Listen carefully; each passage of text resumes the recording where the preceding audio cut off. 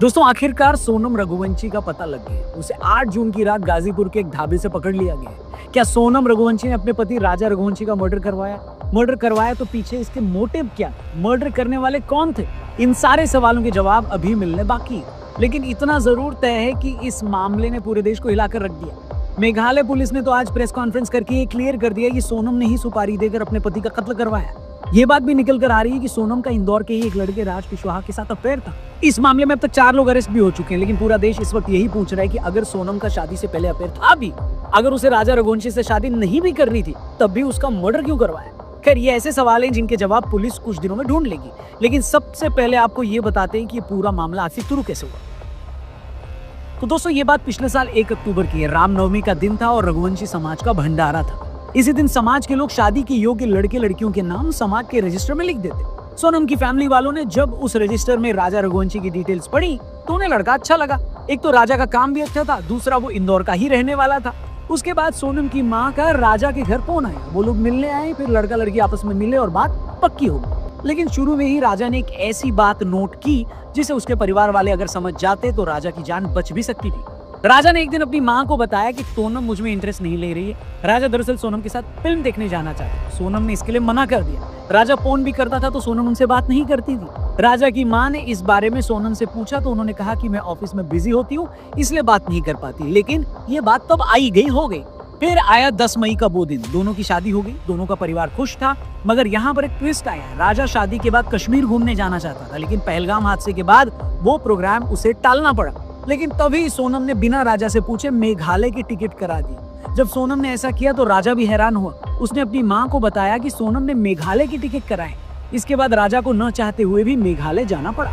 दोनों पहले बेंगलुरु से कनेक्टिंग फ्लाइट लेकर 20 मई को गुवाहाटी पहुंचे। वहां मां कामाख्या के दर्शन किए। फिर 22 मई को सुबह गुवाहाटी से मेघालय निकल गए। शिलोंग पहुंचकर चेरापूंजी के पास एक होम स्टे में चेक इन किया। उसी दिन स्कूटी लेकर आसपास घूमने भी निकले। और फिर आया 23 मई का दिन। 23 मई को सुबह 5:30 बजे इन्होंने अपने होम स्टे या होटल कह लें उसे चेकआउट कर दिया। ये देखकर होटल वाला भी हैरान था कि इतने सुबह चेकआउट कौन करता है। फिर इसी दिन ये लोग चेरापूंजी से 330 किलोमीटर दूर एक वाटरफॉल देखने निकल गए। वो भी तब जब उस जगह पर कर्फ्यू लगा हुआ था और जिस रास्ते से ये गए वो बहुत ही टेढ़ा मेढ़ा रास्ता था। अब जिस दौरान ये लोग वाटरफॉल के पास जा रहे थे तभी सोनम की सास का भी फोन आया। सोनम ने बताया कि हम एक वाटरफॉल के पास गए थे, यहाँ खड़ी चढ़ाई है, हम एक कैफे के पास रुके थे। जिस दौरान ये बातचीत हुई तब दोपहर के 1:30 बजे थे। इसके बाद दोपहर 2 बजे राजा के घर वालों ने फिर से फोन किया, लेकिन तब राजा का फोन स्विच ऑफ है। सोनम से बात करने की कोशिश की मगर उसका मोबाइल भी बंद था। दिन में दोबारा बात करने की कोशिश की गई तब भी फोन नहीं लगा। इस पर राजा के घर वालों को घबराहट तो हुई, लेकिन उन्हें लगा कि पहाड़ी इलाका है, हो सकता है नेटवर्क न आ रहा हो या उनका मोबाइल स्विच ऑफ हो गया हो। इसलिए उस शाम उन्होंने उतना पैनिक नहीं किया। फिर 24 मई का दिन आता। राजा के परिवार वालों ने फिर उन्हें कॉल किया। अब फिर से उनका फोन नहीं लगा। अब इन लोगों को टेंशन हुई और फिर उन्होंने राजा और सोनम द्वारा जो उन्हें पिक्चर्स भेजी गई थी उसमें एक फोटो में दोनों किराए की स्कूटी पर दिख रहे थे। उस स्कूटी पर उसके ओनर का नंबर। राजा के भाई ने उस पर कॉल किया तो स्कूटी वाले ने बताया कि हाँ, इन लोगों ने मुझसे स्कूटी ली थी लेकिन ये अभी तक स्कूटी लेकर वापस नहीं आए। ये सुनकर सोनम और राजा की फैमिली वाले और घबरा गए। अगले दिन सोनम और राजा का भाई फ्लाइट पकड़कर गुवाहाटी के रास्ते शिलोंग आ गए। राजा के भाई ने शुरू में बताया कि जब उन्होंने शिलोंग पुलिस से कंप्लेन की तो उन्होंने ज्यादा सीरियसली लिया नहीं। फिर सोनम और राजा के घर वालों ने इंदौर कमिश्नर से इसकी शिकायत। फिर इंदौर पुलिस ने मेघालय पुलिस से बात की। मामला मध्य प्रदेश के मुख्यमंत्री मोहन यादव जी तक भी पहुंचा। उसके बाद मामले में तेजी आई। मेघालय पुलिस ने स्टेट डिजास्टर रिलीफ फोर्स समेत इंटेलिजेंस की टीमों को सर्च ऑपरेशन में लगाया।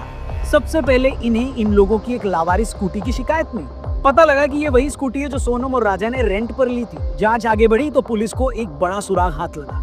एक लोकल गाइड ने बताया कि उन्होंने सोनम और राजा को अपनी सर्विस ऑफर की थी, लेकिन उन लोगों ने कोई और गाइड ले लिया।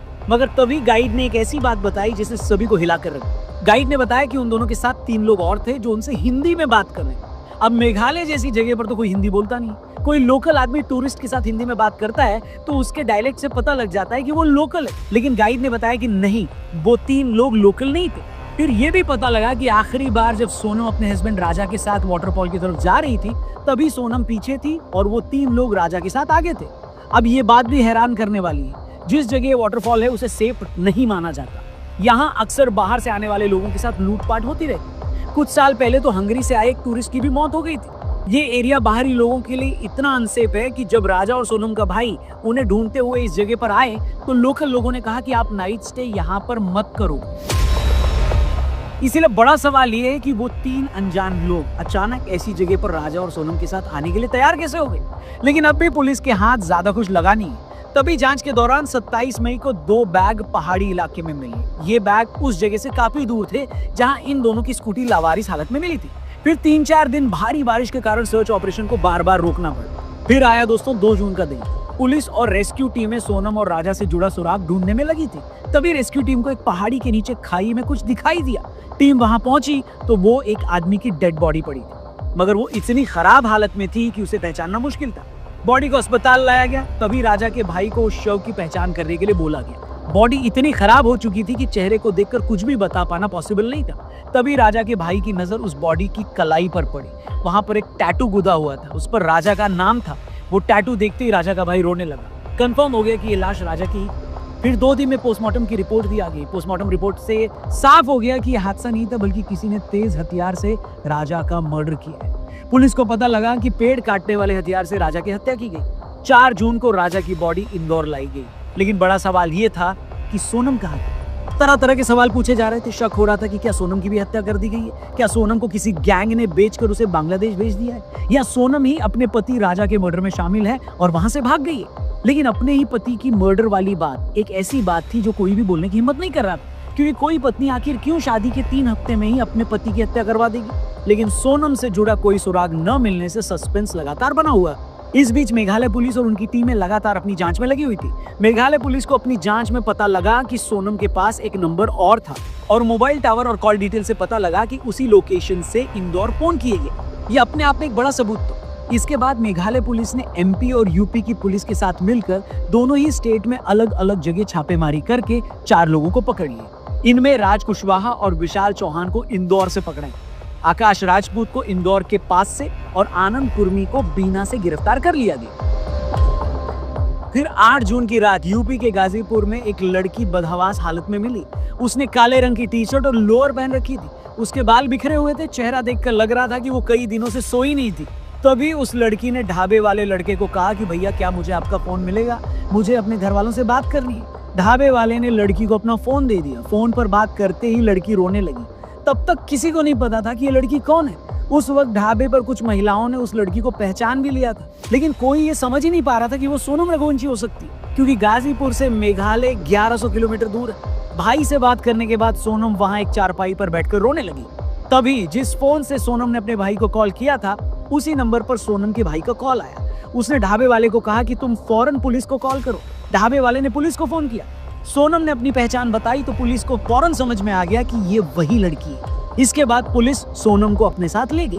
सोनम की गिरफ्तारी के बाद जहां राजा का भाई खुलकर ये बोल रहा है कि सोनम ही मेरे भाई की कातिल हो सकती है, वहीं सोनम के फादर का कहना है कि ये एक साजिश है। मेघालय पुलिस उनकी बेटी को फंसाने की कोशिश कर रही है। वो इस मामले में सीबीआई जांच की बात कर रहे हैं। क्या प्रूफ है उनके पास जो भाड़े के हथियार है सोनम लेके जाएगी, और क्यों जाएगी? उसका भी तो कुछ कारण होना चाहिए ना। सोनम की गिरफ्तारी के बाद सवाल ये है कि आखिर हुआ क्या होगा। मेघालय पुलिस ने तो क्लियरली बोल दिया है कि सोनम ने ही भाड़े के हत्यारों से अपने पति का कत्ल करवाया। तो अब तक तो यही लगता है कि हाँ, ऐसा हो सकता है, क्योंकि राजा रघुवंशी अगर 23 मई को गायब हो गए थे और ये मान भी लें कि उनकी पत्नी सोनम को पता नहीं चला कि वो कहाँ गए, तो सोनम उसी दिन मेघालय पुलिस को इसकी शिकायत कर सकती थी। अगर वो 8 जून की रात किसी का मोबाइल लेकर अपने भाई को कॉल कर सकती थी, तो यही काम वो पहले भी कर सकती थी। 17 दिनों तक ऐसा क्यों नहीं हुआ? उसने किसी को कॉल क्यों नहीं किया? ये कई इंपॉर्टेंट सवाल है। दूसरा सवाल, हत्या के शक में जो लोग भी पकड़े गए हैं वो सभी के सभी इंदौर के हैं। पकड़े गए लोगों में एक राज कुशवाहा सोनम रघुवंशी का दोस्त भी बताया जाए। क्या ये भी इत्तेफाक है? ऊपर से सोनम का शादी से पहले राजा में इंटरेस्ट न लेना, बिना राजा से पूछे ही मेघालय की टिकट कटा देना, फिर मेघालय में भी एक ऐसी जगह घूमने ले जाना जो बाहरी टूरिस्ट के लिए सेफ नहीं है। ये सारी बातें बहुत ज्यादा शक पैदा करती है। लेकिन एक बात जो हर किसी को हैरान कर रही है कि भाई अगर सोनम का कहीं अफेयर था भी और वो शादी के लिए तैयार नहीं भी थी, तब भी उसे अपने पति का मर्डर करवाने की क्या जरूरत थी? अगर आपको शादी से प्रॉब्लम है तो आप घर से चले जाएं, अपने पति से खुलकर बोल दें। और अगर आपको जबरन शादी से कोई नाराजगी है तो उसका गुस्सा अपने पति पर क्यों निकाल? उस बेचारे ने क्या बिगाड़ा था? आप सोच कर देखिए, एक सीधा साधा लड़का जो अपने माँ बाप के कहने पर बिरादरी में शादी करता है, फिर वाइफ जहां घूमने के लिए कहती है वहां चला भी जाता है। हनीमून पर घूमने के दौरान कुछ लोग उस पर हमला करके उसे मार देते हैं और उस बेचारे को यह पता तक नहीं चलता कि उसकी किससे क्या दुश्मनी थी। और ऐसे एक नहीं, आजकल दर्जनों ऐसे केस हो रहे हैं जहां लड़कियां भी एक्स्ट्रा मैरिटल अफेयर या शादी से पहले अफेयर के चलते अपने हस्बैंड का कत्ल करवा देती। इसी तरह का एक मामला इसी साल मार्च में मेरठ से आया था, जब मुस्कान नाम की एक लड़की ने अपने पति सौरभ का मर्डर करवाकर उसकी लाश नीले ड्रम में भरवा दी थी। उससे पहले मार्च में ही यूपी के औरैया में प्रगति यादव नाम की एक लड़की ने अपने बॉयफ्रेंड के साथ मिलकर शादी के कुछ दिन बाद अपने पति दिलीप की हत्या करवा दी थी। ये सारी खबरें हिला देने वाली हैं दोस्तों। हम बिल्कुल ये दावा नहीं करते कि सोनम रघुवंशी मामले में उन्होंने ही अपने पति की हत्या करवाई हो, लेकिन सर्कमस्टेंशियल एविडेंस और एक्सपर्ट्स का ओपिनियन यही है कि मोस्ट लाइकली वो ही इस मामले में चीफ कॉन्स्पिरेटर हो सकती है। और अगर ऐसा ही निकला तो ये बहुत ही डराने वाली बात है। सच में बात सोचने वाली है कि आज का यूथ किस तरह सोच रहा है। आप जिससे प्यार नहीं करते, अगर वो आपको नहीं मिलता तो आप उस आदमी को मरवा दे रहे हैं जिसका आपसे कोई लेना देना नहीं। दूसरी बात जो मुझे हैरान करती है कि जो लड़कियां इतनी दबंग हैं कि अपने प्यार के लिए शादी के बाद अपने पति का कत्ल तक करवा दे रही, यही लड़कियां शादी से पहले इतनी हिम्मत क्यों नहीं दिखाती? शादी से पहले माँ बाप को ये क्यों नहीं बोल देती कि मुझे कोई और लड़का पसंद है, मैं इससे शादी नहीं करूंगी? मतलब माँ बाप के सामने तो आप खुद इतना हेल्पलेस फील करते हो कि मजबूरी में शादी कर लेते हो, और अंदर ही अंदर इतना गुस्सा और जहर भरा होता है कि एक मासूम आदमी का कत्ल तक करने से पीछे नहीं हटते। मुझे नहीं पता ये कैसी सोच है, मगर इस सोच ने आज हजारों लाखों लोगों को डरा दिया। बाकी दोस्तों, आप भी कमेंट करके अपनी राय, अपना ओपिनियन जरूर शेयर करिएगा। क्या लगता है आपको इस केस में क्या हुआ होगा? बाकी चैनल को भी जरूर सब्सक्राइब करना। जल्दी मिलते हैं, अपना ख्याल रखिए। जय हिंद।